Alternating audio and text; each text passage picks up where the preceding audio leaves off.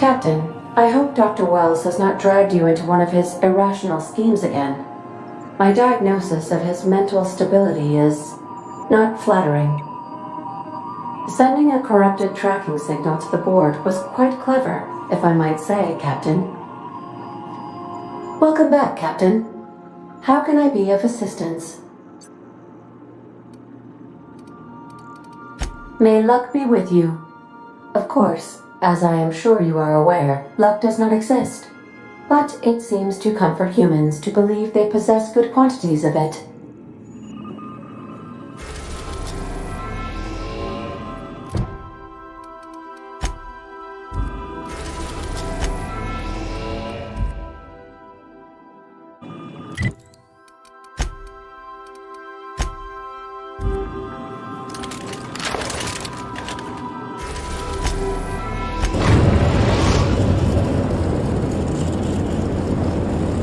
We are now in orbit above Stellar Bay, Captain. No blockade is a match for my piloting skills.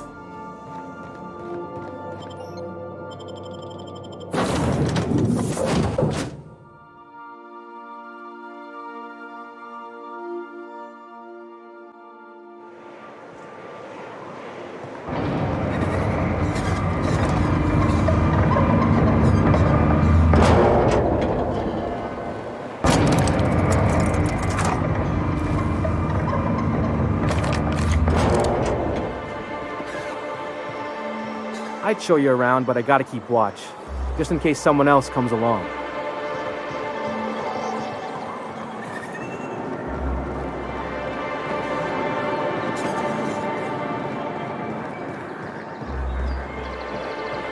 You ever seen a real life Saltuna? What do you mean live? Saltuna comes in cans? Felix, Saltuna is a kind of fish. Lives in the ocean. You knew that, right? Are you serious? You tell me there's a fish made entirely out of Saltuna? Never mind. I'll tell you later.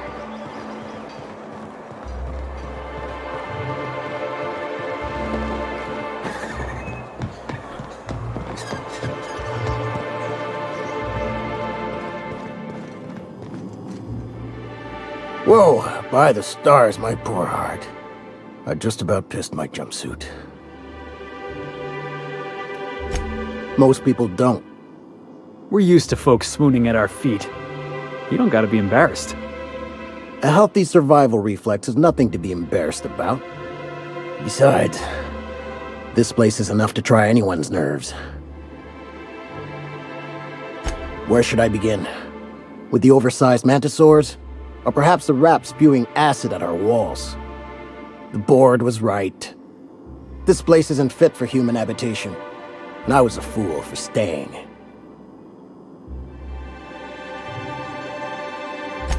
Sanjar, of course. He had all these glorious ideas about how he'd run Monarch. Rest periods between every work shift. No shift more than 10 hours long. It all sounds wonderful, until you realize there's only a few centimeters of repurposed steel between you and the deadliest creatures in the galaxy.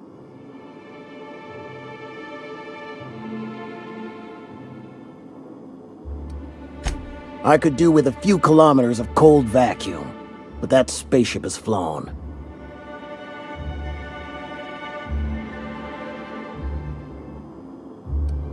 That was a real popular meal 10, 20 years back, before the board tucked tail and ran. These days, everybody's had a belly full of salt tuna. They all want borscht, and the mushrooms, well, not many venture out of town, what with the monsters hereabouts. I can whip one up for you, but it'll cost. Here's a menu. Oh, yikes. I can't cover this much, Captain.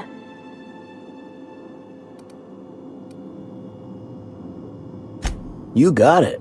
I got all the ingredients. Should only take about an hour in the oven.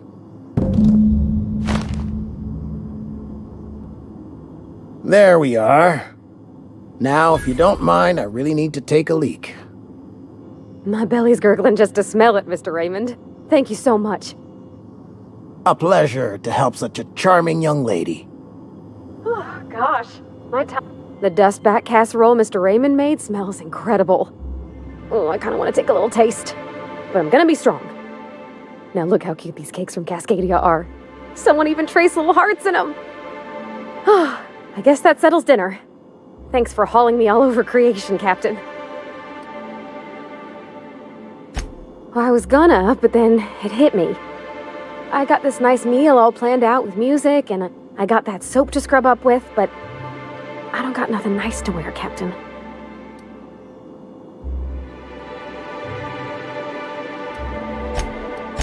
I don't have a head for fashion, and I can't really picture myself in something clean and pretty.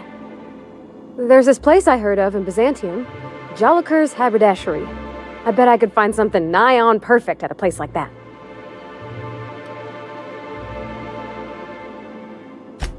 Thanks, Captain. I know I've been asking a lot, but you help me out every time. You're the best.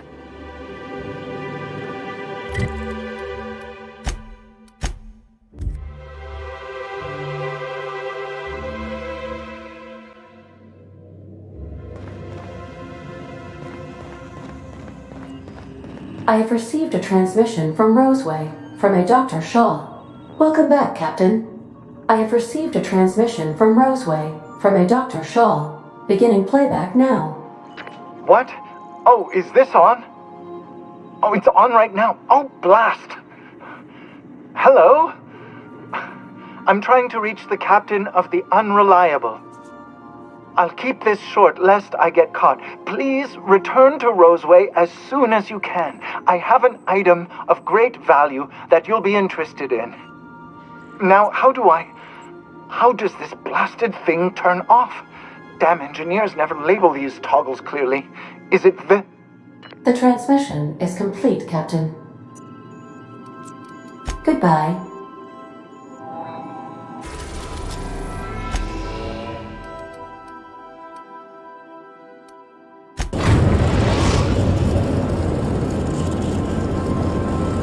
We are now in orbit above Byzantium, Captain.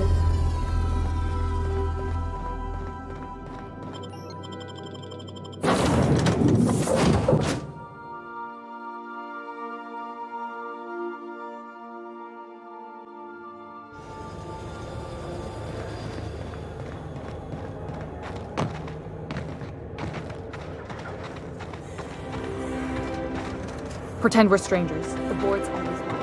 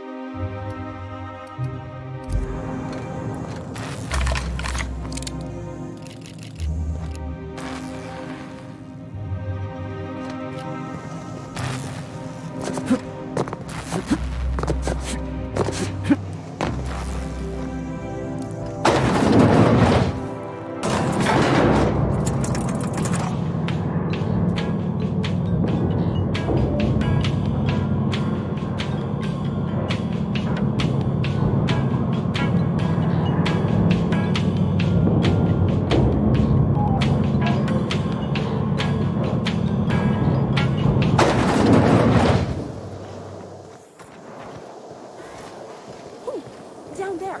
The new ship! Anti-cleon antibiotic. It's not pretty new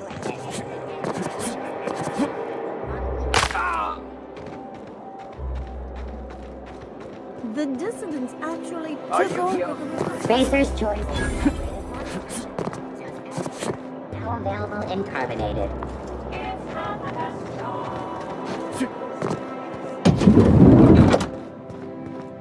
Looking for weapons? You've come to the right place. Every Byzantine needs high-quality armaments, and you won't find better anywhere else.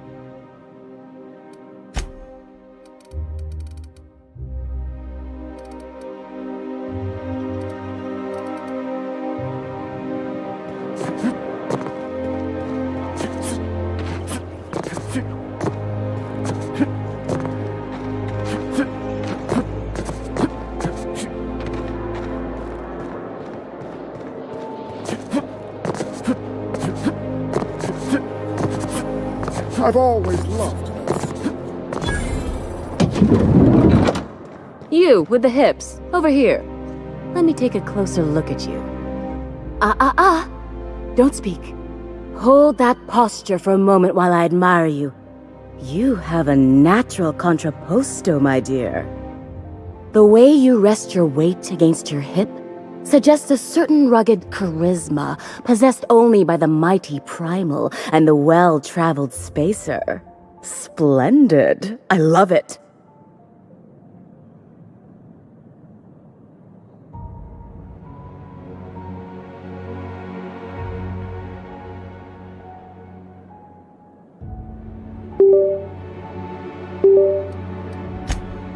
Your walk, your posture, the cut of your clothes, you carry yourself with the bearing of a noble, but you dress like a barbarian. How deliciously outre. I'm Celeste Jolicoeur, and you, my dear, are exactly what Byzantium needs. Darling, you and that brutish swagger of yours have been on my mind the moment you stepped into my studio. I'm working on a new line of clothing that will shock this city to its core, and I'd like your help. What do you say, my dear? Care to make history with me? Marvelous! You and I are gonna wake this city up like a cold splash of wine to the face. What I need is a survey of the outside world. What does the common laborer wear? How do the wild-eyed madmen of Monarch dress themselves? I've heard rumors, but I require samples. Also, I expect you to model for me. My dear, fashion is a performance art. An outfit without a body is like an instrument without a player. I'll need you to model for me the following: the apparel of an iconoclast, the armor of a marauder, and a full ensemble of spacer gear, helmet included. And when I say spacer gear, I mean an outfit worn by real spacers, none of that garbage spacer's choice pedals. You have the bearing and demeanor of a born model. You're going to absolutely murder this job. Fabulous! I can't wait to see what you dredge up.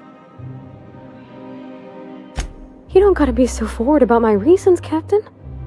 Let me get a good look at you. Turn around, please, darling. My word, such muscular shoulders. You're a vision, dear. I am no such thing, ma'am. Nonsense, you're absolutely lovely. Chin up now. I have just the thing for you. Let me do a back-of-the-envelope calculation. Materials, labor, licensing and copyright. There.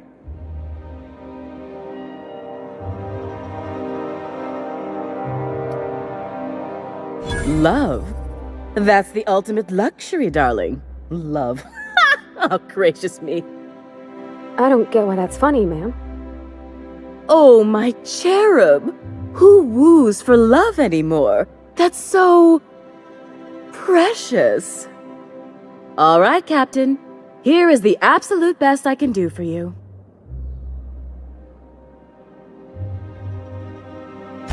There are some things I simply cannot skimp on, darling. Such a lovely young lady deserves the best. Now stand back. Back! I'll enter the settings and get these machines spinning. You'll be broke to bespoke in merely an hour.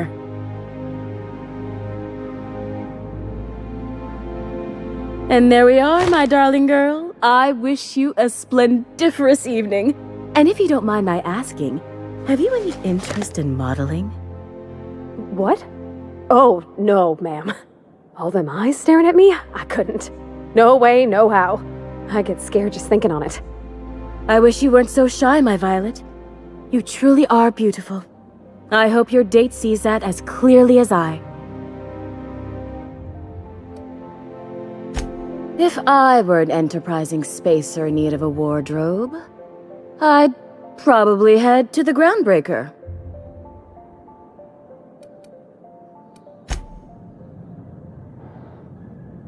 Oh, can you believe this outfit? It's so handsome, I'm almost afraid to touch it. Well, I guess that's everything then. After all this time, I just have to actually do it now. You know, there's a part Junlei's been looking for to fix up the air cyclers. They only carried them on big colony ships, like the Hope. I know. For a while, it felt like everything I did was a little bit of help. And it meant I didn't have to ask her to be mine. Not yet. Not for real. Next time we dock with Groundbreaker, I'm doing it. I'll send June a message and ask her over. Oh, this is real scary, Captain. I'm grateful for all you done.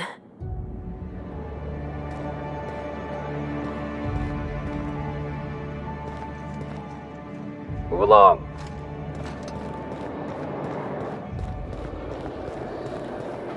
I love Byzantium.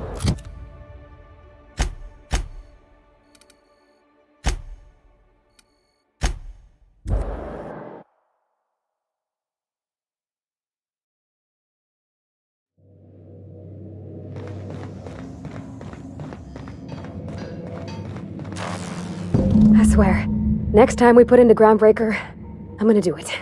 I'm gonna ask her over. Oh, I'm so nervous. Having trouble focusing on my work. It's a shame about what happened to that lucky fella. Maybe finishing what he started will help put his spirit to rest. Not a word. And I've been sticking my nose in every one of our stately ladies' crannies, stem to stern. Oh, law! That sounds untoward, don't it? That ain't what I meant. Point is, Captain, Mr. Hawthorne left all kinds of scribblings behind panels and under consoles, but ain't a lick of it mentioned Mr. Lucky. So whatever they got up to in the past must have been really extra secret. And lots of fun. Sure thing, Captain.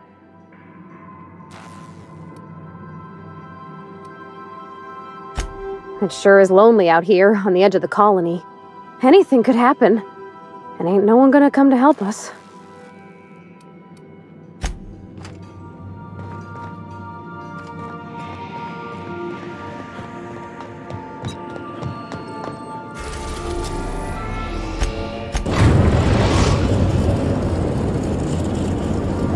The Groundbreaker has approved our request for docking, Captain. You're free to disembark.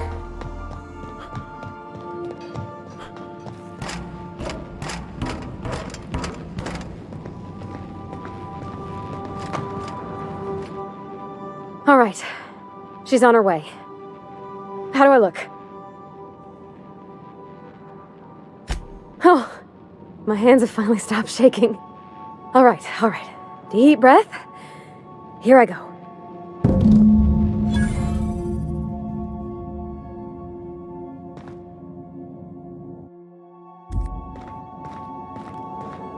Make yourself at home, Captain.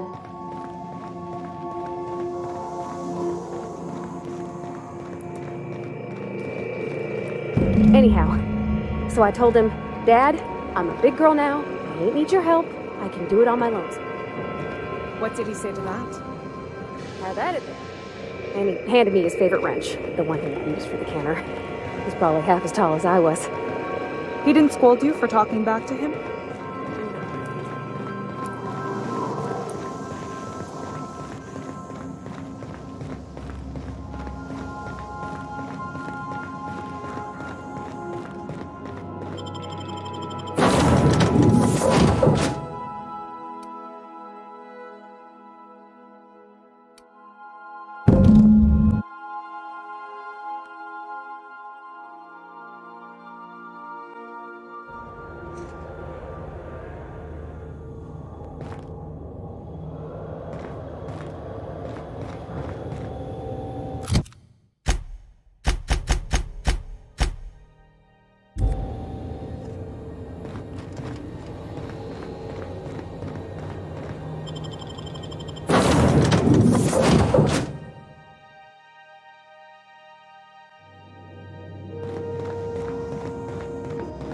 Caution. Unexpected turbulence may cause loose containers to... Okay, Captain, she's gone. I'm near about vibrating. I'm so excited. So she got here, and the first thing she said was, "Oh, you smell nice, like mock apples." And I was like, "Yeah, new soap." And then she just sort of touched my arm real gentle-like and called the cut of my outfit elegant. I couldn't hear the rest on account of my heart was beating so hard. Then I led her into the kitchen. I think she about cried when she saw the spread.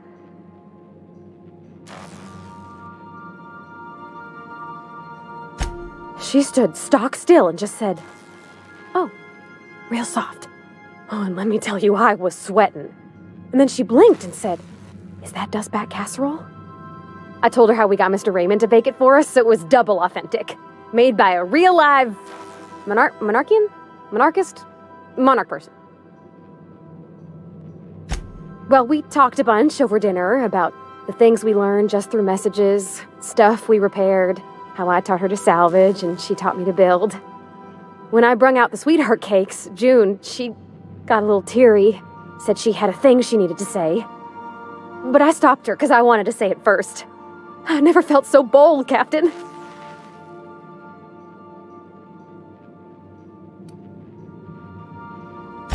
One of us has got to be. We're both... June's so reserved and I'm so shy. I worried if I never said anything, nothing would ever get said, you know? I told her about how she made me feel. Bold like I acted. Strong. Smarter and kinder than I am on my lonesome. I listed all the things I liked about her. And then she pulled out a paper and read a speech. She talked about the things she admired about me, like my cleverness and my humor, and how it made her want to be more open.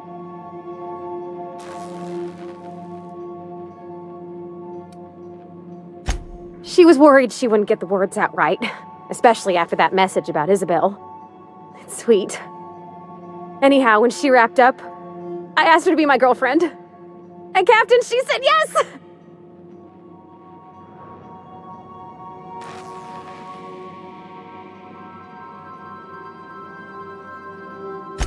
It's all on your account, you know. Imagine if you'd never taken me out of Edgewater. I'd have never met Junlei at all. I don't know nothing about the Vicar's capital P plan, but you've sure changed my life. So, if you don't mind, I'm just gonna head to my cabin and happy scream into my pillow for like an hour.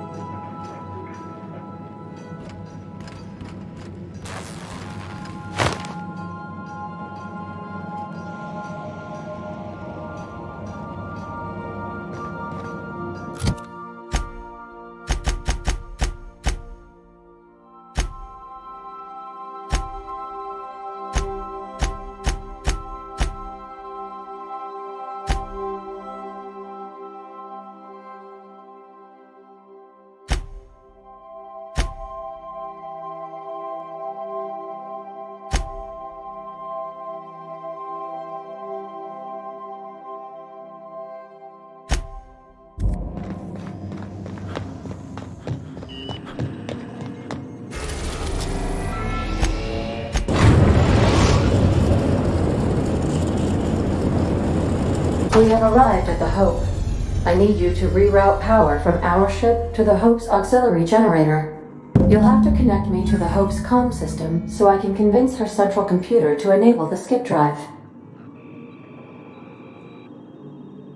If your calculations are even slightly off, you could crash the entire colony ship into Terra 2. Or the Sun. Forgetfulness can be an early warning sign of asphyxiation due to loss of pressurization. Are you breathing comfortably, Captain? I need you to reroute power from our ship to the Hope's auxiliary generator. You'll have to connect me to the Hope's comm system so I can convince her central computer to enable the skip drive.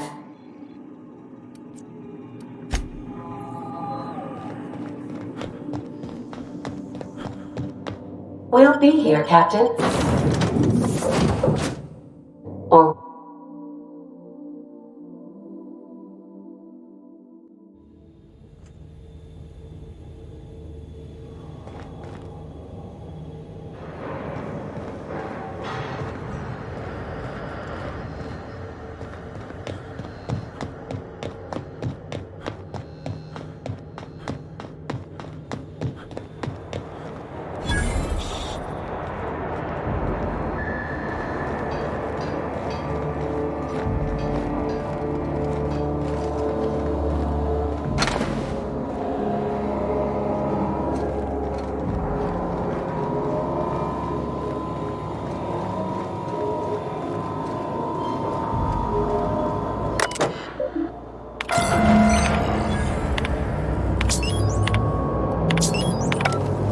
about waking a derelict ship puts me on edge.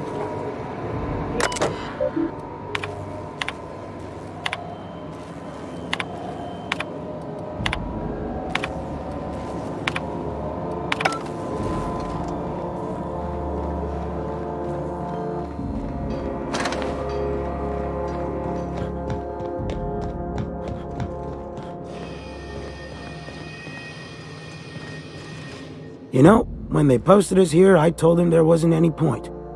Nobody would be so stupid as to fly to the ass end of the colony for this derelict. Shows how much I know. You've got about 5 seconds to tell me what you're doing here before I make you take a walk outside.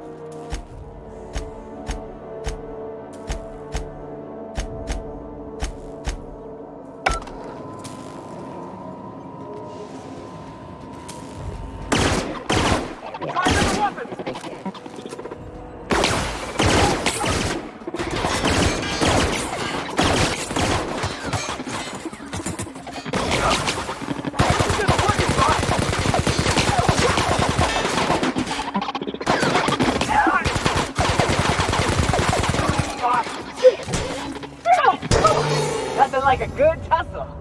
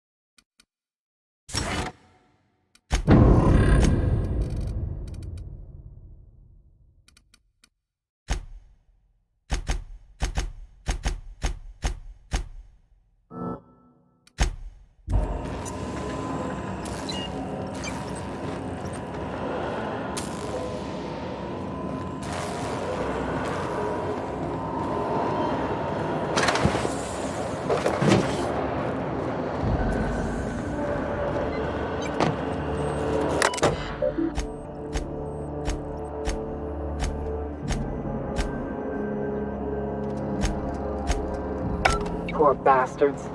They're never gonna wake up. The least we could do is bury them.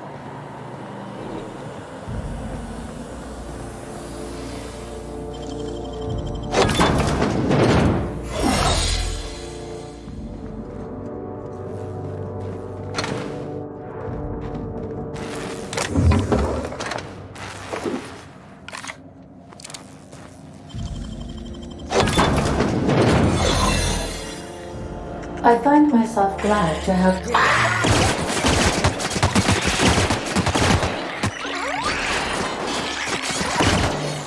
That was fun.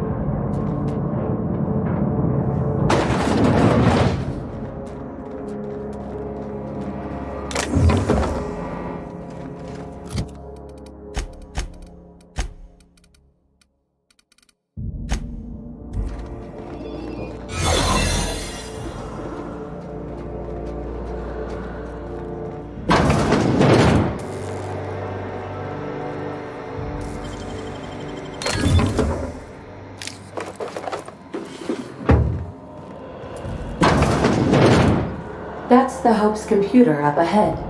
I'll admit, I am curious to wake him. Hey, if this all goes wrong and we end up flying into the sun, I just want you all to know. Greetings, Captain. I am speaking to you through the Hope's computer system. It's a rather cramped feeling, but it'll do.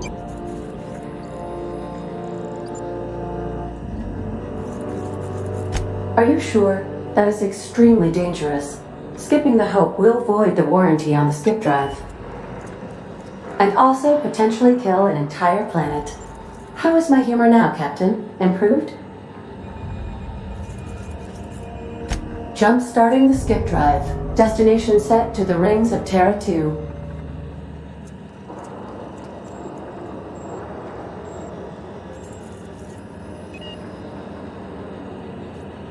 I wouldn't advise that, Captain. Worse ways to go out, I suppose. It's nice knowing you, boss.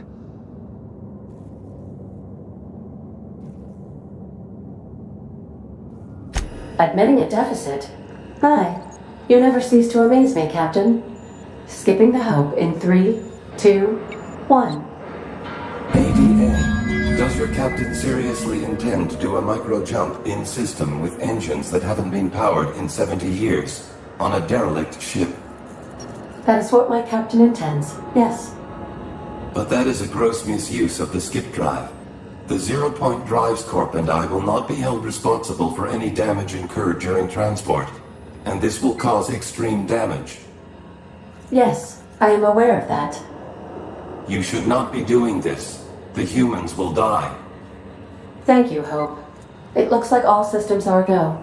Captain, I would advise you to hold on to something. Now.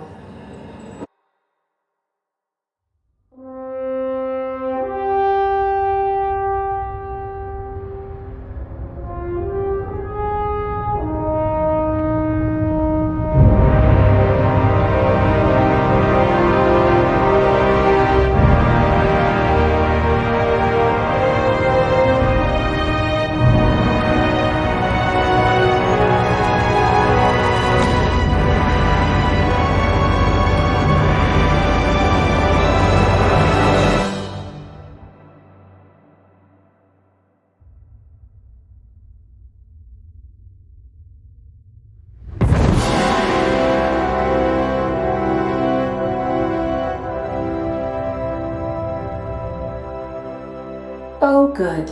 We are still alive and have successfully skipped into Terra 2's orbit. I reported as much to Phineas Wells, but he has not responded. Perhaps you should check in on him. I feel like my stomach's still back.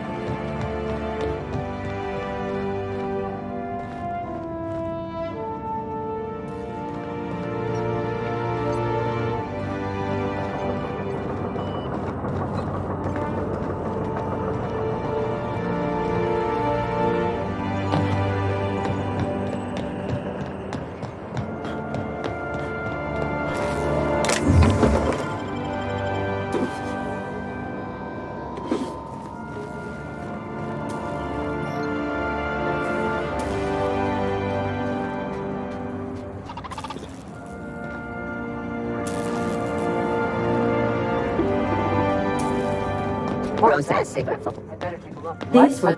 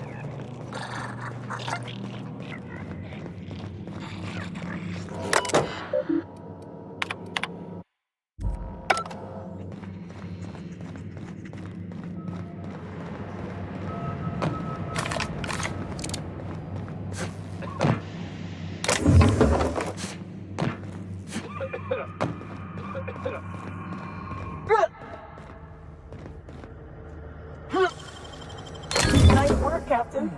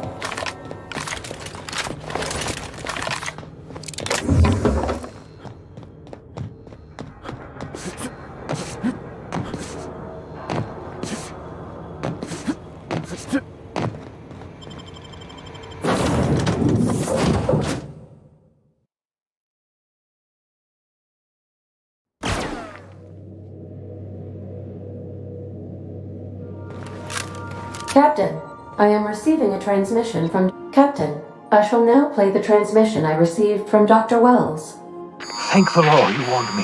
I was able to get some defenses up, but they might not be enough. The board has sent some serious firepower to pry me out of here.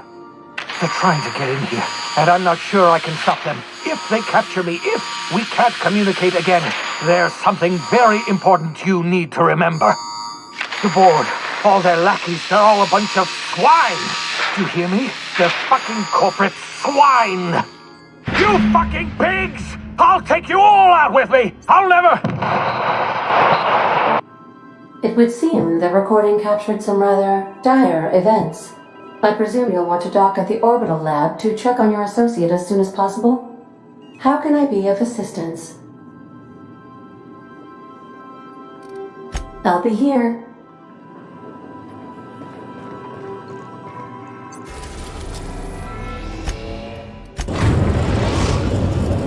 We've arrived at Phineas's orbital lab.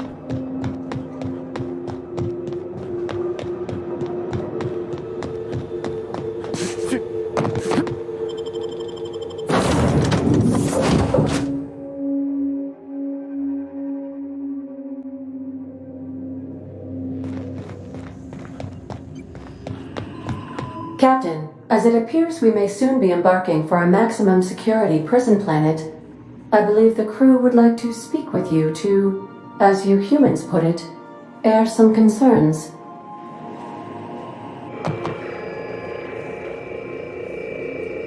Doc Wells never hurt nobody. Just a kindly old fella living by his lonesome up in the rings, tinkering at his table. The board just couldn't leave him be. Breaking Phineas Wells out of a maximum security penitentiary. I can't think of a better lost cause to commit ourselves to. To extract the scientist, you will need to infiltrate the labyrinth. But that course of action is likely to be quite dangerous, Captain. Captain, come on. Even I've heard of the biggest prison the colony's ever seen. And on some occasions, I literally live under rocks. Still, we can't do nothing. It wouldn't be right. The armed surveillance protocols on a maximum security prison planet are highly sophisticated. As such, escapes are historically quite impossible and deadly. I am programmed to warn you whenever you exhibit inclinations toward risky behavior. Breaking into Tartarus will not be easy. Getting in is the simple part. It's getting out again that's the trouble. Trust me, I know. Let's just do it. Kick down some doors, grab Doc Wells, and cut a path out. We don't need a plan. We got guns. If you really mean to do this, you should see to your final affairs and close out any unfinished business. Once you sneak into Tartarus, you may be there a while. Or permanently.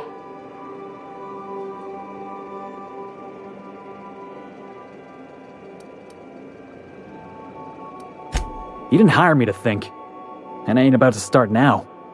You're my boss. And I'll walk into fire with you. I think it's insane. But maybe the colony needs a healthy dose of insanity right about now. I know it's dangerous. And I won't lie and say I'm not scared out of my wits. But I couldn't live with myself if we didn't do something. You're asking for more than bravery from us, Captain. But there are worse ways to go than dying for a good cause. I'm in. The entire plan is a terrible idea, but I admire your bravado, Captain, which leads me to illogically believe, against the odds, that you will be successful.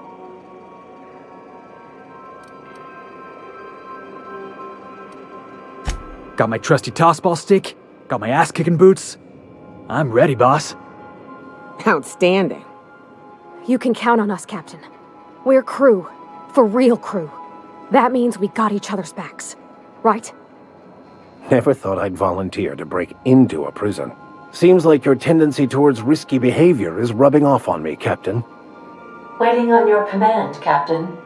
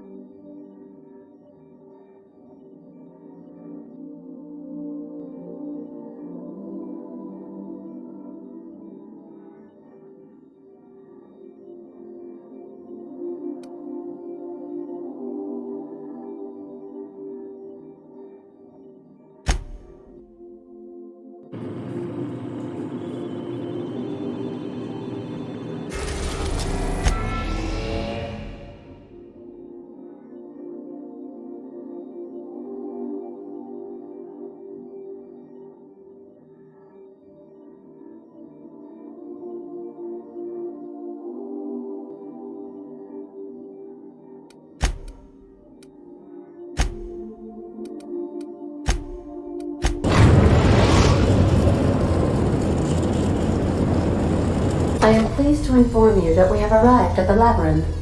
Please be advised that the punishment for trespassing is execution. Please be advised that electrical storms on the surface of Tartarus make departure impossible at this time. Resident count is as follows: 3,071. Resident deaths, including but not limited to executions, are as follows: 1,684. Resident escapes are as follows: 0. The interior can be chilly. Take a scarf with you, Captain. I would also ask that you leave your captain's ID with me, in the event that you do not return. Understood. If you die or are incarcerated for life, I can generate a new ID for the next captain. I would prefer if you return, though. Oh, speak of the devil. Captain, I am receiving a transmission from the prison's docking authority now. Attention, unauthorized spacecraft. This is a maximum security installation. Your presence here is an explicit violation of UDL corporate policy. You are hereby confined to your docking platform until a ticket detailing your crimes has been filed and notarized, at which point your vessel will be seized and you will be executed.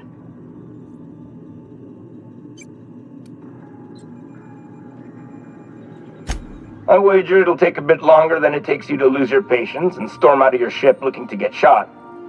To be honest, that'd make my job a lot easier. You come out, we shoot you full of holes, and then everyone goes about their day worry-free. Except you. You'll be dead.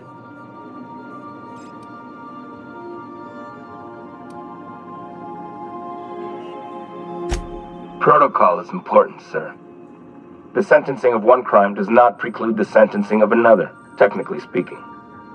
Tartarus Docking Authority signing up. Hang on. Looks like you're gonna have company at the execution. Another ship just pulled into your dock. Wait, is that from the Groundbreaker? What the?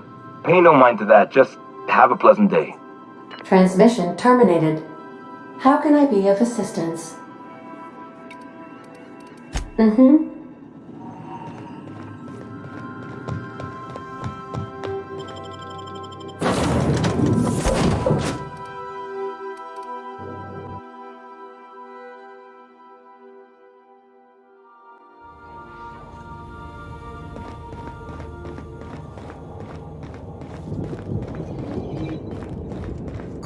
Captain did right by us once. Now it's our turn.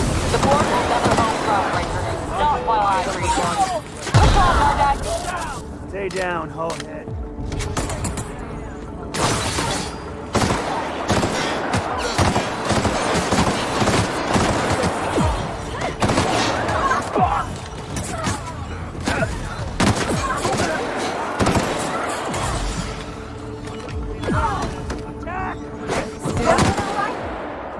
Stay down, Hullhead. Somebody toss this garbage down.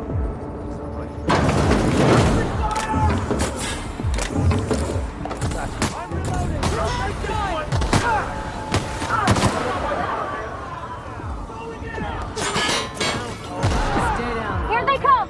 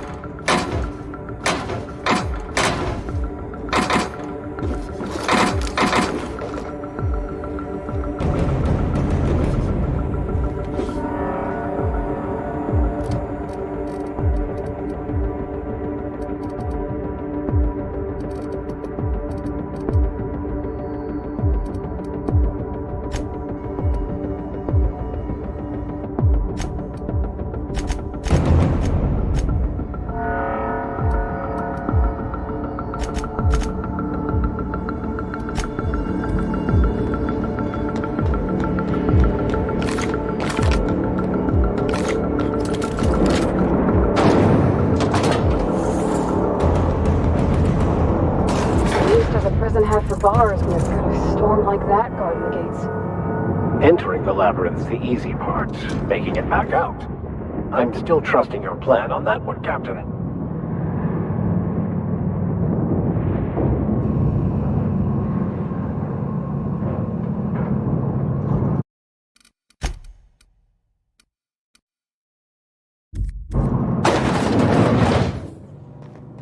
I suppose it would be too late to back out now, huh?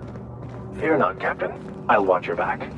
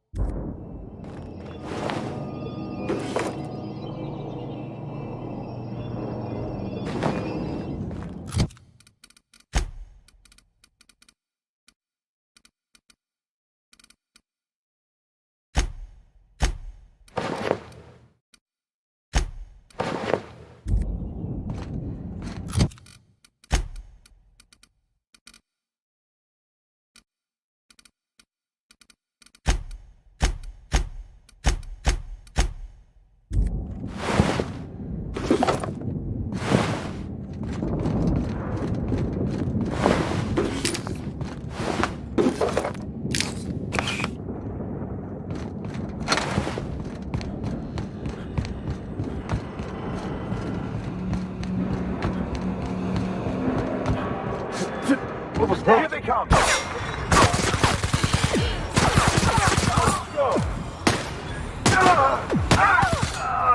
Everyone all right?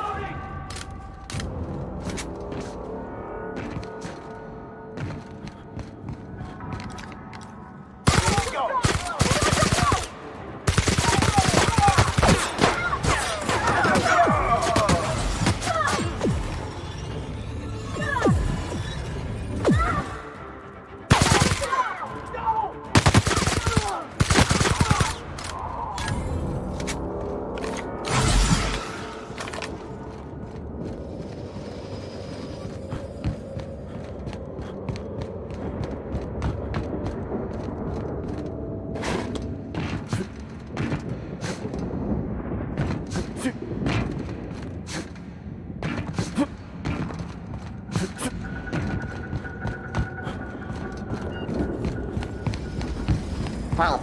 Searching for No prisoners!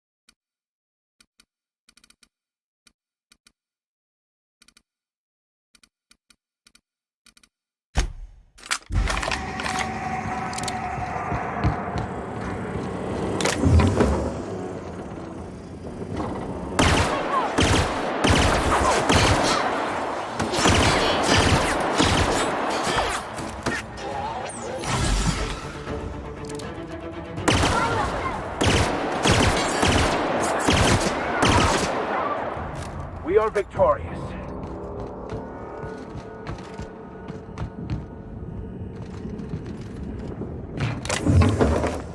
Something's not right. Incoming!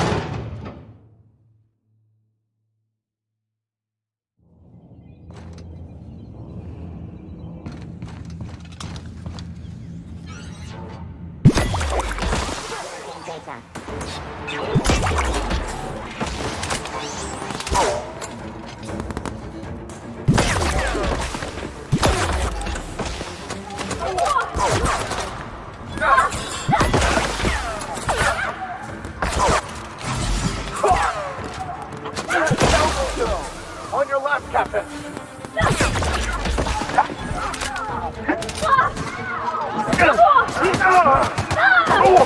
Nice one, Captain.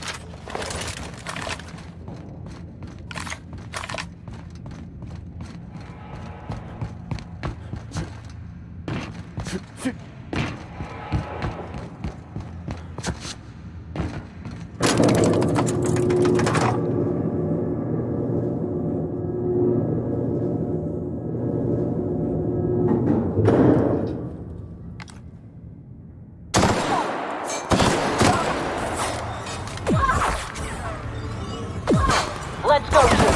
Stellar base counting on us.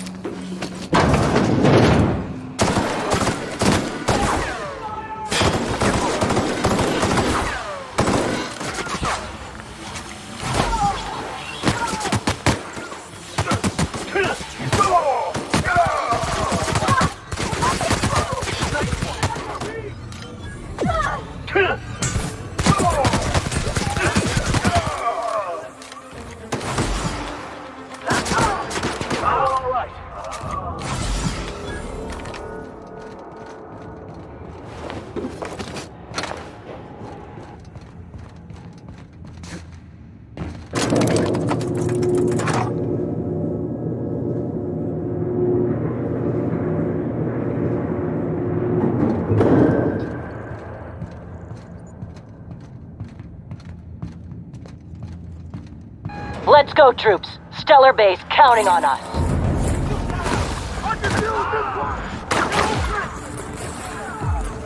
What? Thought I saw some incoming. Bring him down!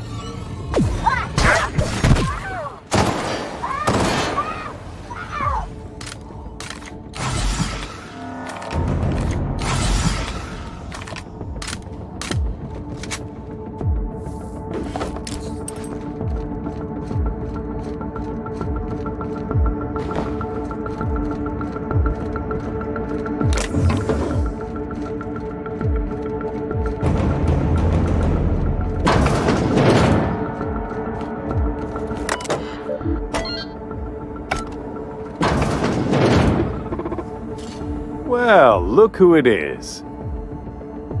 I'll be damned. I was prepping the studio for our announcement, and here you are as a bonus. I had heard you'd taken a mechanic under your wing. What's the matter, girl? Couldn't find actual employment? The captain's treated me right. Better than any of you bored folk ever have. I'm exactly where I want to be. And the convicts. The vicar. You know, most people, once they're out of prison, don't seem keen on returning. Oh, I would go anywhere to see you fall, sir. When you go off and get yourself shot, try to avoid taking one to the face. I'll want it recognizable to show to my citizens.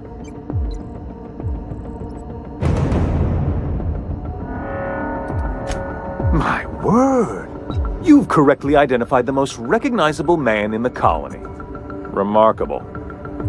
It's a wonder what Phineas saw in you. Then again, he's an insane person. Thankfully, he's our insane person now. A proper company man.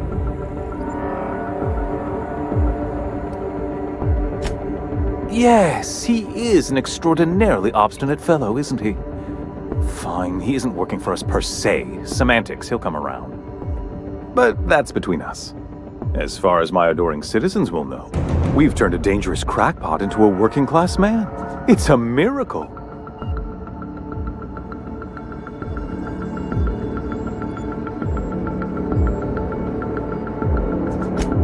Oh yes, go on, wake them up, add more mouths to feed. That'll solve our starvation problems. I don't know what half-baked plans that simpleton in a lab coat has been leading you through, but it's done. It's over. Let me ask you something, Captain. Have you at any point thought about not fucking up our entire society? I believe we could ask you the same. I'm making actual progress towards stabilization and recovery. You're just getting in the way.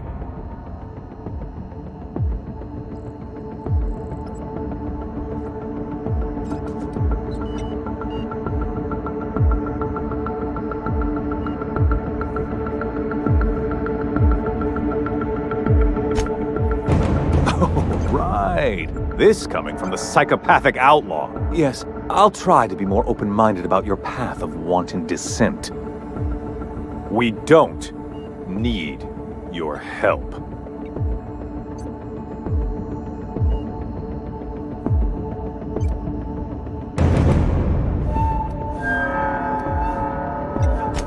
We'll have to agree to disagree on that one, Captain. Now, if you don't mind, I have to finish prepping this script.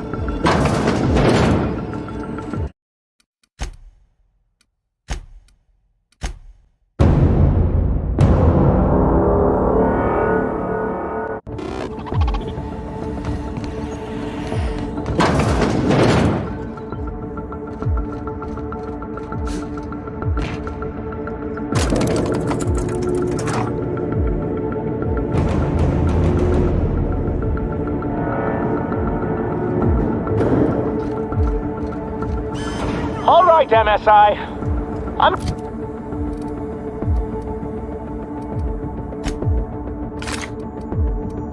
not one for rousing speeches, but the captain needs our help. So get in there and fight! That one's done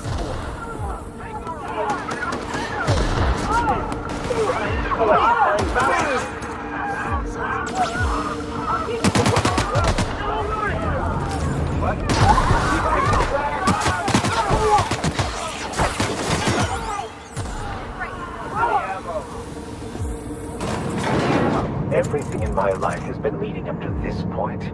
I believe I am ready for this. Whatever comes of this. Captain, you have an uncanny talent for complicating my life. You've been working with Dr. Wells from the beginning. When we moved to arrest him, he was prepared. I lost good soldiers in the attempt. You've disrupted the balance of power. You've upset the natural order of things. You've introduced uncertainty, and there is nothing I despise more than uncertainty.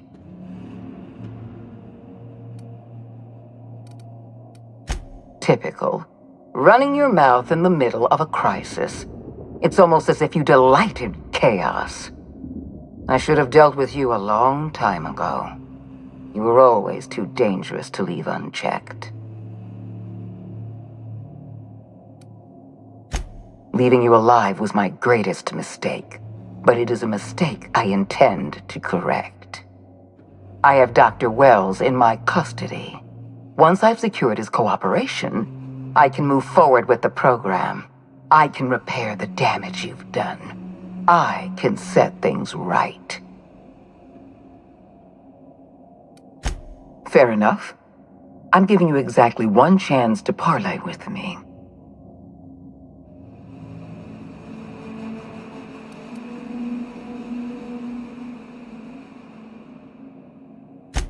Yes, I'm quite aware of your brazen act of corporate vandalism.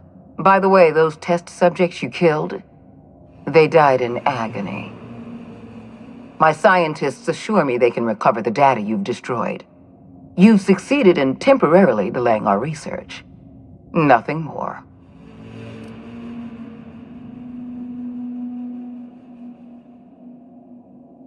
That isn't true. It can't be. You're trying to manipulate me. That experiment was absolutely essential to the program. My scientists assured me they were close to a breakthrough. They gave me their word.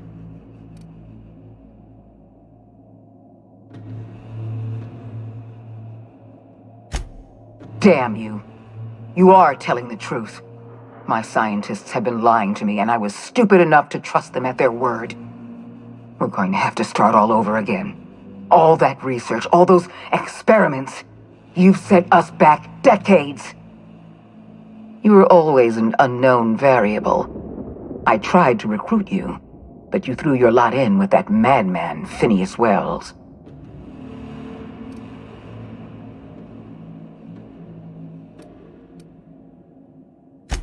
This prison is equipped with an automechanical warden. I've had it programmed to eliminate you on sight and rinse your remains down a drain. And don't worry, I will inform Dr. Wells that you died heroically or something.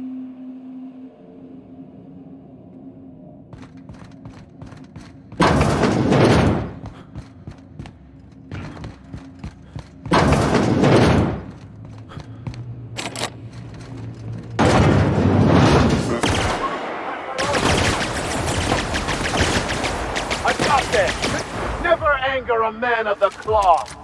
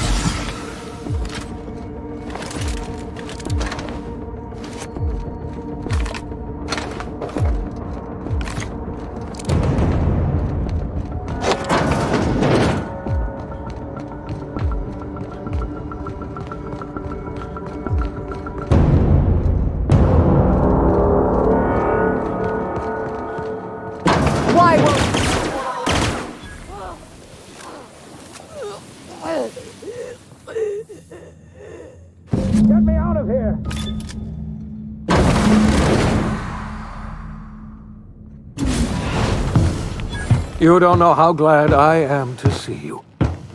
You did the right thing. Akande was a monster. Her death was much deserved, and long overdue. And you lunatic, you broke into the board's own fortress just to rescue one doddering old man. You are absolutely out of your mind, and I can't begin to thank you enough. I'm all right, thanks to you. Akande wanted my cooperation. I'm quite sure she would have beaten it out of me if you hadn't arrived. You've broken the board's stranglehold on this colony, and you saved my life. But there's still so much we have yet to accomplish. You and I are going to have to work harder than ever to save Halcyon. I'm afraid the situation is far worse than any of us ever anticipated. Earth has gone dark. We haven't received a single message in 3 years. There's been no communication, no signals, nothing. 2 years ago, the Earth's Directorate's frigate disappeared on their way back to Earth. We don't know what they discovered when they arrived, or if they arrived at all. Earth is only an idea to us, but that idea is the bedrock the colony is built upon. If people were to find out it's gone dark, the shock could be too much to bear. I don't want to imagine what'll happen once news gets out. Let's just keep this between us for now. You mean we're all alone out here? Really alone? I'm afraid so, Miss Holcomb. Halcyon is the only home we have left. Returning to Earth is no longer an option. We're in serious trouble, my friend. Do you know what this means for Halcyon? We can't rely on Earth for support anymore. We've been cut loose. We're entirely on our own. Yes, we do. You've done a marvelous thing. You've succeeded where anyone else would have failed, including me. We must begin the revival process immediately, starting with the Hope's brightest minds, and then we're going to fix this damn colony, one problem at a time. We're going to need a leader, and I can't imagine a better person for the job than you. What do you say, old friend? Will you help us?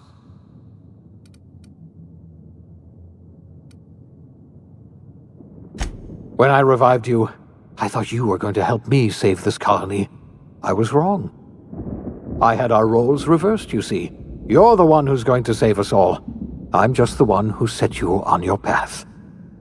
You're the best thing to ever happen to Halcyon. If you want to take it upon yourself to lead this colony, you have my support. We're not a colony any longer, are we? Our last connection to Earth has been severed, and so we have been set free. Our future is uncertain, and no one knows what tomorrow holds. Exciting, isn't it?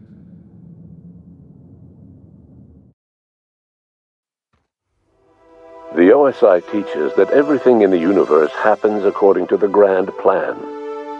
But the stranger that arrived in Halcyon was an unplanned variable. From the moment he landed in Emerald Vale, his actions altered the course of history. The events on Tartarus brought about the end of the board's authority. But the board's mistakes would haunt the colony for decades to come. The damage they left behind would require the work of a generation to repair.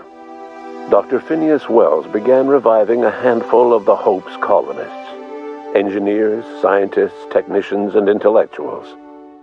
They were among the brightest minds the Earth had ever sent out into the stars. The Hope scientists and engineers woke up in a colony descending headlong into total collapse. With no way to return to Earth, they had no choice but to band together and devote themselves to the cause of saving Halcyon.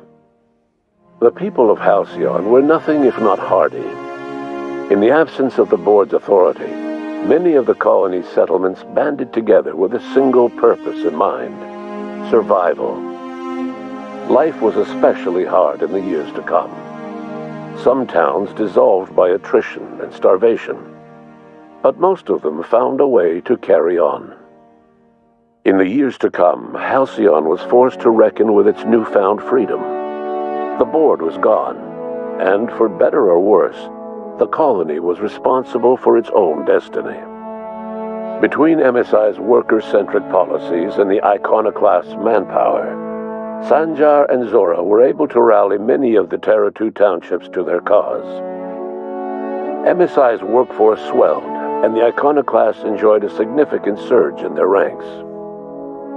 The board was too distracted by infighting and internal politics to stop MSI from becoming a powerful corporation and a refuge for townships that might have fallen through the cracks. Consumed by paranoia, Lilia Hagen took Sublight Salvage in a controversial direction, openly accusing board officials of an extraterrestrial conspiracy.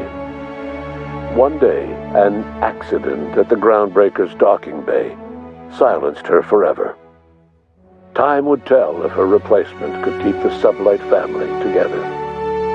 Adelaide McDevitt replaced Reed Thompson as the leader of Edgewater. She and her followers transformed Edgewater in their image.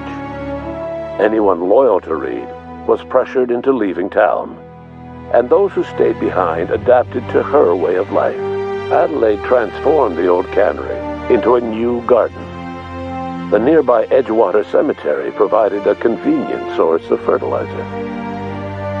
As for Reed Thompson, it was said that he lasted exactly 2 days outside the walls of Edgewater.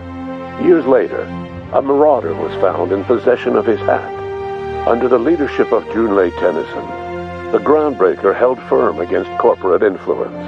The ship's mechanical stability gave Junlei the time to educate a promising generation of engineers schooled in her family's traditions. The future of the Groundbreaker looks promising. The rediscovery of the Hope and the abandonment of the lifetime employment program forced Byzantium to come to terms with some uncomfortable realities about the state of Halcyon. While Byzantines were reluctant to surrender the luxuries they'd grown accustomed to, the board's diminished authority gave them little choice in the matter. Nearly everyone had to learn to make do with less. Some even had to get jobs. It was a dark time indeed. Life in Halcyon was sobering for Felix Millstone.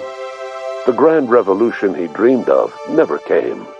There was no great awakening for the colony, no celebrations in the streets. There was only the hard, desperate work of trying to repair a broken colony.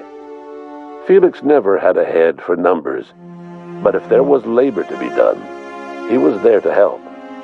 Eventually, Felix realized that the work of a revolution was done with 2 hands. As much as he enjoyed his adventures aboard the Unreliable, the vicar, known as Max, eventually decided that it was time to move on, to live out the life he had sought so long to create. He knew there were many in the colony who carried burdens much worse than the ones he had struggled with, and he devoted himself to easing their suffering wherever he could. He only ever took up arms again to defend the defenseless. Unshackled from a lifetime of striving and fighting the universe and himself, Vicar Maximilian de Soto was finally at peace. Once the matter with the Hope colonists was resolved, Junlei bashfully asked Parvati if she'd like to join her permanently on the Groundbreaker, and Parvati enthusiastically, if somewhat awkwardly, agreed. The stories of her adventures spread across the colony, and Parvati soon found herself the center of attention. Having served as the engineer of a renowned spacecraft, tramp freighters and wildcat miners sought her out by name, and in no time, she was a fixture in the Groundbreaker's mechanical ecosystem. She and Junlei were never far apart. Nyoka returned to Monarch to take another crack at making a permanent life for herself. She formed the Charon Group, a mercenary outfit of ragtag survivalists and wilderness experts. Anyone in need of a guide, or just looking to throw back a beer and swap stories, could find her camping on the trail or clearing an infestation. Before his untimely death, Captain Alex Hawthorne had plans to restore and modify, for combat purposes, a sanitation and maintenance automechanical that he'd found in a state of disrepair in Emerald Vale's scrapyard. That unit remains broken down and forgotten in the Unreliable supply closet to this day. Minister Clark was released from house arrest, and his contact with you gave him a sense of renewed purpose and vigor. Once it became clear that no help would be coming from Earth, he threw his considerable efforts and talents into helping Halcyon manage the crisis before it. As for Dr. Phineas Wells, he spent his remaining years in his orbital lab. He eventually came to terms with his own past and was able to forgive the mistakes of his younger self by devoting his remaining years to serving the colony. Dr. Wells was able to revive many more scientists and engineers than he first expected, thanks to the additional batch of chemicals you stole from the Ministry. Wells never forgot about the human lives that were lost in acquiring these chemicals. In the end, Dr. Wells was able to save every scientist and engineer aboard the Hope. Over the next decade, nearly all of the Hope's remaining colonists were successfully revived. Halcyon's breakthroughs in dietary supplements saved the colony from starvation. Geoengineering projects and social reforms began to change the structure and character of the colony. Dr. Wells laid the groundwork for the project to save the colony, but he would never live to see the fruits of his labor. He passed away a few years later. His work was carried on by the scientists and engineers he revived. Today, Halcyon has stabilized. The people of the colony work hard to adapt to their new circumstances. Nearby colonies send aid and supplies. Life will never be easy in Halcyon, but for the first time in its history, there exists a sense of real, genuine hope about the future. And what about you, the unplanned variable in the history of Halcyon? Long after Wells passed away, you carried on his work with more energy, determination, and brilliance than he could ever muster. The years that followed were hard, but Halcyon survived by the efforts of the Hope's most promising colonists, the greatest of which was you. No one knows what's happened to Earth, and no one knows what the future has in store for Halcyon. All we know for certain is this: the name of the Unreliable and that of its intrepid captain will remain the subject of countless stories for years to come.